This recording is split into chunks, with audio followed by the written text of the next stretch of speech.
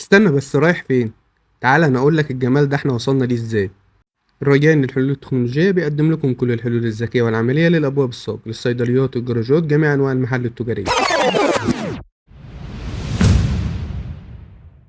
نبدأ كلامنا بذكر الله والصلاة على حضرة جمال سيدنا النبي. احنا النهارده موجودين في مدينة دمنهور محافظة البحيرة.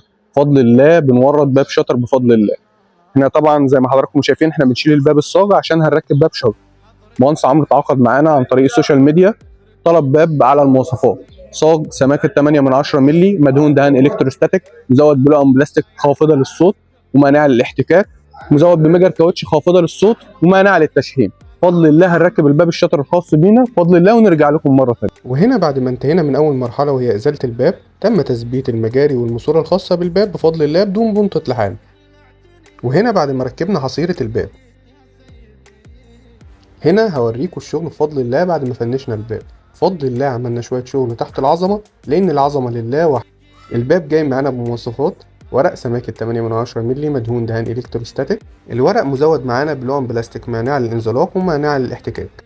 الباب مزود بمجر كاوتش خافضة للصوت ومانعة للتشحيم. وما ننساش ان البادي مزود بكاوتش منفاخ مانع لدخول الأتربة. تم تثبيت الباب بدون أي بنطة لحام. بفضل الله أعلى فينش وأعلى جودة. ريان ضمان جودة ثقة. ما تنساش تدعمنا بشير ولايك وكومنت. ما تنساش تصلي على النبي. بفضل الله رجعنا لكم تاني بعد ما تم تفنيش الباب. بفضل الله ركبنا الباب في 4 ساعات.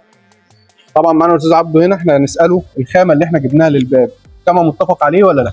الخامة اللي متفق عليه. واللون اللي احنا جبناه كما هو متفق عليه ولا لا؟ اللون اللي احنا متفقين عليه. طب بالنسبه للفينش بقى، احنا ثبتنا عندك اي حاجه بالحمل؟ لا لا، مفيش أي لحمات في الباب.